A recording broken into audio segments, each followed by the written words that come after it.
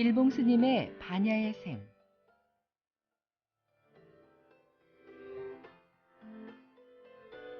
부처님의 위없는 지혜를 배워보는 이 시간, 말씀의 조치원 관음산 자비정사 주지 일봉 스님입니다.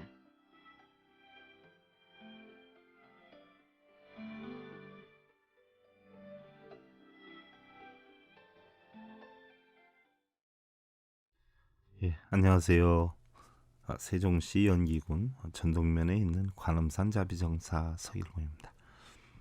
우리 불자님들 서기 639년, 그러니까 선덕여왕 1년 때요, 바로 원광법사님이 91세 때이셨는데, 원광법사님이 황룡사에 머물고 계시면서 분황사의 창건공사를 지켜보고 계셨어요.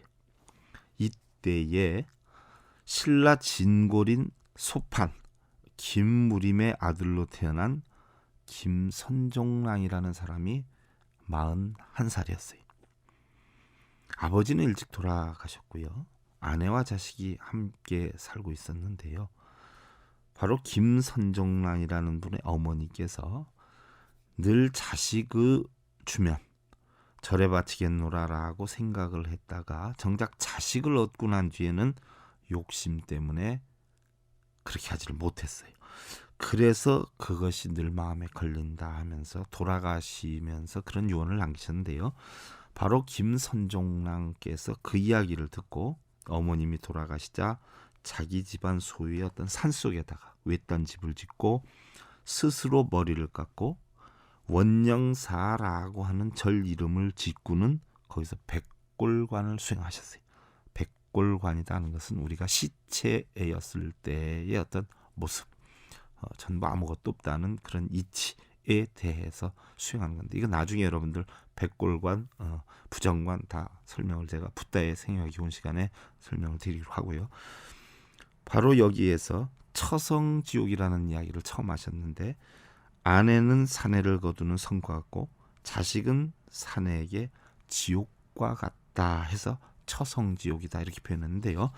바로 처성지옥이다라고 하는 것은요, 아내의 좁은 소견과 어리석은 욕심과 허영에 휘말리게 되면 그것은 바로 문 없는 성에 갇힌 것과 같고, 또한 게으른 자식이나 버릇없는 자식, 어리석은 자식, 또 포악한 자식은 바로 지옥과 같다라고 하는 뜻이에요.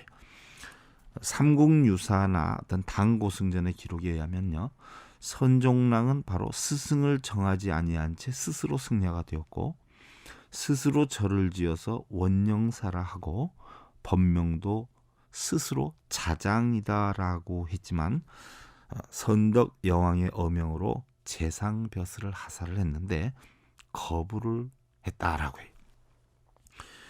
선덕 여왕이 재상벼슬을 줄 정도로 상당히 뛰어난 훌륭하신 분이셨는데 3번씩이나 부탁을 했는데도 거절해요. 그래서 마지막 3번째 어명을 내려놓고 선덕 여왕이 만약에 안 하겠다라고 하면 차라리 목을 베라, 그리고 실성했다라고 하면 옥에 가둬라 하는 어명을 내리면서 바로 자장율사를 데리러 가요. 이때에 바로 그 선종랑이라고 하는 분이 온영일일 치계 이사요 불원 백년 파계 이생이라 라고 얘기해요. 소인이 차라리 부처님 계율을 지키면서 하루를 살다 죽을지언정 계율을 어기면서 100년 동안 살기를 원치 않으니 차라리 소인의 목을 베어주십시오 라고 하니까 선덕여왕이 놀래서 정식으로 스님으로 인정을 하게 되죠. 그리고 선덕여왕 5년 됐던 해 636년에 바로 선종랑 자장스님이 45살 되는 때에 당나라로 건너가게 되는데, 이때는 이제 중국이 당나라예요. 부인이 위독하다고 아들이 달려왔는데도 그냥 당나라로 건너갔어요. 우리 보살님들 입장에서 보면 어떻게 돼요? 부인이 아파 죽는다라고 하는데도 쳐다도 안 보고 그냥 당나라로 갔다라고 하니까 좋게 보면 대단히 훌륭한 집념이 강한 스님이다 볼 수가 있고요. 나쁘게 보면 뭐예요? 자기의 책임도 못하는 사람이다 이렇게 볼 수가 있는데, 냉정히 보면 부처님도 마찬가지 아니에요? 여자 쪽인 입장에서 보면 가족들 두고 떠나가니까 굉장히 안 좋은데, 더 큰 지범개차법으로서 더 큰 깨달음을 이루기 위해서 떠나가시는 분의 마음은 또 편했겠냐는 이야기죠. 그런 아픔도 거두고 가실 정도로 대단한 집념으로 가셨다 이렇게 표현을 하는데요. 바로 선덕여왕 5년에 당나라로 건너갔어요. 그리고 거기에서 중국의 오대산, 청량산이죠. 거기서 수행을 했었는데, 거기에서 바로 요지일체법하니 자성무소유요 여시해법성하니 즉견 노사나로다 라고 했어요. 모든 법을 알고 보니 자성은 원래 무소유요, 이와 같이 법성을 알고 나니 이것이 바로 비로자나 부처로세. 바로 모든 것이 다 무소유예요. 법성을 알고 보니까 바로 이것이 비로자나 부처로다. 여러분들 흔히 쓰는 말 가운데 여러분들 10년 공부 나무함이 타불이다 이런 얘기를 많이 하신단 말이죠. 10년 공부 나무함이 타불이다. 그게 도대체 무슨 뜻일까요? 10년 공부했는데 모두 허사로 돌아갔다 이런 뜻으로 다 이야기를 하시지요. 10년 공부 나무함이 타불이다. 10년 공부를 해서 바로 뭐예요? 요지일체 법안이 자성이 무소유다는 이치를 깨달았다는 얘기예요. 무슨 얘기냐? 모든 법을 10년 공부를 해서 모든 법을 알고 보니까 자성은 원래 뭐예요? 무소유다. 나무함이 타불. 미타정도 삼부경에서 뭐라 그랬어요? 나무는 가르침에 따르겠다는 거. 아미타불은 뭐예요? 나무 아미타불. 아미타불은 누구라 그랬어요? 자성미타잖아요. 자성이 바로 아미타라고 했어요. 그러면 극락은 어디 있냐? 유심정토라. 정토는 바로 유심 마음에 있다라고 했어요. 깨닫고 보니까 뭐예요? 전부 공이다는 이야기예요. 그 공의 이치를 알고 보니까 있는 것도 없고 없는 것도 없다. 바로 10년 공부 나무함이 타불이다는 것은요, 공의 이치를 알게 되니까 다 허사로다 이런 뜻이지 다 소용없다는 뜻이 아니거든요. 그만큼 뭐 공의 이치를 깨달았다는 얘기예요. 이때에 바로 자장률사 이때 누더기 오세 스님이 나타나서 가사 한 벌과 종이에 싼 굿을 100과를 주셨다는 이야기죠. 이것이 현재 이제 우리나라의 5대 정멸복음에 안치된 그런 부처님의 진신살인데요. 부처님의 생애교훈이나 학설에 의하면 서가모니 부처님의 진신살인은요, 부처님 열반시에, 부처님 돌아가시니까 부처님 열반시에 8나라 부족들이 서로 자기네가 모시겠다고, 부처님 자기네가 모시겠다고 전쟁을 하려 했어요. 이때에 향성바라문, 도로나바라문 두 바라문이 부처님께서 주장했던 건 전쟁이 아니라 바로 샹카다. 샹카. 여러분들 샹카가 범어로 바로 뭐예요? 승가예요. 불법성 삼보 가운데 여러분들 우리가 승이라 그러지 않아요? 그게 바로 승가단 이러지 않아요? 승가가 뭐예요? 샹카예요. 샹카가 뭐예요? 바로 화합이에요. 화합된 무리. 그래서 여러분들 스님들을 옛날엔 중이라 그랬어요. 중. 제가 간혹가다 우리 중들이 이러면 스님 듣기가 좀 뭐라 그러는데 스님이라고 하시지 왜 중이라고 그래요? 중이기 때문에 존경받는 거예요. 중이기 때문에. 왜 중이라 존경받냐? 우리 각자 여러분들은 개인의 역량대로 세상을 살잖아요. 근데 샹카, 바로 샹카, 화합중들은 화합이 되는 무리예요. 무리를 지으면서 사는데 화합이 된단 말이죠. 자기께 소유가 없어요. 대중 것이에요. 개인의 소유가 없어요. 대중 것이면서 대중과 함께 살아요. 그러면서 화합을 하고 살아요. 그래서 중이기 때문에 존경을 받는 거죠. 중이 아니면 존경받을 이유가 하나도 없거든요. 바로 샹카예요. 화합중이라는 거예요. 화합중. 바로 부처님께서는 이런 화합, 샹카를 근본으로 하시니까 전쟁보다는 차라리 화합하는 걸 근본으로 하시고, 이 8부족이 서로 자기네하고 인연이 된다 해서 싸워서 부처님 시신을 가지고 갈 바에는 똑같이 부처님을 어떻게 돼요? 화장을 해서 나눠가는 것이 좋지 않겠냐 했을 때 다들 합의를 해서 부처님을 거기에서 다비식을 했죠. 그리고 부처님은 유고를 갖다가 어떻게 됐어요? 빻어요. 어떻게 빻어요? 분골 쇄신했어요. 작신 쇄신을 해서 빻았어요.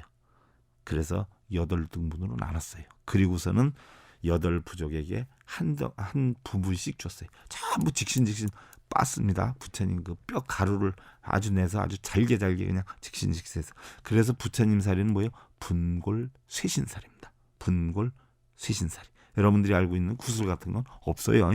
그런 분골 쇠신사리를 8등분으로 나눠서 각 나라에서 하나씩 가져가서 탑을 하나씩 세웠어요. 그게 근본 8탑이에요. 그다음에 향성바라문이 그 부처님 뼈가루를 나눴던 그릇을 모시고 탑을 하나 세웠어요. 또 그 부처님 뼈가루가 있던 바닥에 그 나무재들을 모아가지고 다시 또 탑을 하나 세웠어요. 그래서 최초의 근본 10탑을 세웠죠. 근본 10탑을 세운 데다가 다시 또 뭐예요? 그로부터 부처님 돌아가시고 217년 뒤에 아쇼카 왕이 전인도를 통일하게 되죠. 그때 아쇼카 왕이 어떻게 됐어요? 20여만의 형제와 군대들을 다 죽이고 자기가 왕위에 올랐어요. 그러면서 그걸 참회하고 반성하기 위해서 바로 뭐예요? 불교를 봉해하게 됐죠. 그러면서 바로 근본 8탑에 있는 부처님의 뼈가루를 84,000등분을 해서 84,000탑을 세웠어요. 생각해 보세요, 여러분들. 8탑에 있는 뼈가루가 217년이 지났으면 남아 있겠어요, 어쩌겠어요. 그 흔적을 다시 또 쪼개서 84,000탑을 만들었는데 서가모니 부처님 진신사리가 어디 있겠어요, 그죠? 그래 놓으니까 기록에는 분명히 그렇게 돼 있어요. 그러니까 여러분들 우리 5대 정멸복음에 있는 그런 사리는 서가모니 부처님 진신사리가 아니라 그냥 부처님 진신사리. 무슨 얘기인 줄 알겠어요? 샤가모니 부처님이 아닌 깨우침을 얻으신 부처님의 진신사리지 샤가모니 부처님의 진신사리는 아니다는 얘기예요. 거기다 요즘 여러분들 부처님 진신사리 칭연법회 많이 하잖아요. 각 사찰마다. 그죠? 바로 많이 하신단 말이에요. 그럼 지금의 샤가모니 부처님의 진신사리가 어디 있겠냐는 얘기예요. 부처님의 진신사리이긴 하지만 샤가모니 부처님의 진신사리는 아니다는 이야기예요.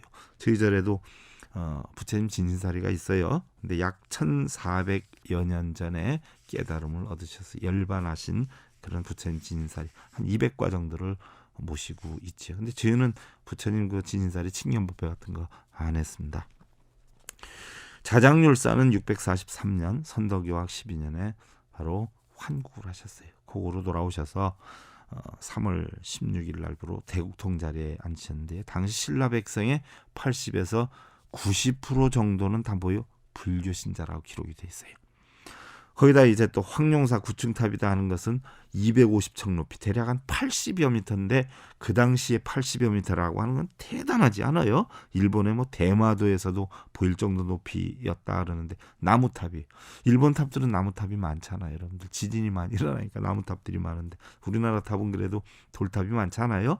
그런데 이 황룡사 9층탑은 나무탑이었다 그래요. 지금 뭐 타서 없잖아요.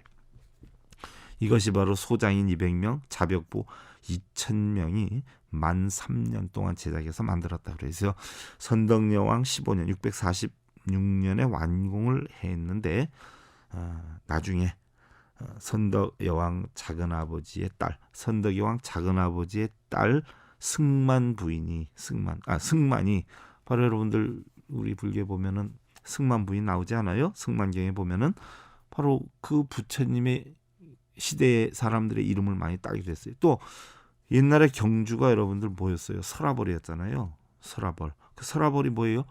인도의 코살라국의 수도가 뭐예요? 쉬라바스트거든요. 쉬라벌이에요. 그 이름 그대로 따 썼잖아요. 우리나라에서도 바로 80~90%가 불교인이었다라고 하는데 결국은 28대 진덕여왕이 되지요. 승만이라고 하는 바로 선덕여왕의 작은아버지 딸이 진덕여왕이 돼요.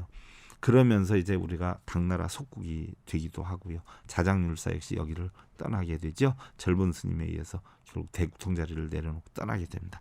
이때 이제 강원도 오대산으로 들어가가지고 초막으로 암자를 졌어요. 초막으로 암자를 져서 수행생활했는데 그것이 여러분들 지금 알고 있는 바로 뭐예요? 월정사란 말이죠. 월정사. 자장률사께서는 수행자는 모름지기 탐욕과 인색과 성례과 욕심을 멀리하느니 이익을 위해 장사를 해서는 안 될 것이요 남을 비방해서도 안 될 것이고 거만해서도 안 될 것인 즉 이 이치를 알아서 잘 분별하고 늘 조심해서 배워야 할 것이로다 라고 했어요.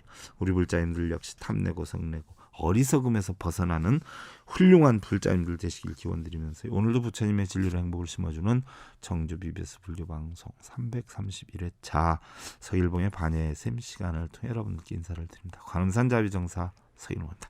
여러분들 오늘은 천수경 81번째 시간인데 지난 시간에 불공기도 발언에 대해서 얘기를 했다가 마무리를 결국은 못 졌어요. 제가 요즘 고승열전에 있는 말씀을 드리느라고 하다 보니까 본래 본문을 제대로 나가기가 어려운데요. 그만큼 불교가 뭐다. 과거의 선지식들은 뭔 공부를 했고 뭘 가르쳤는가를 여러분들에 알려드리기 위해서 하는 것이에요. 무조건 절에 가서 절하고 뭐 해주십시오.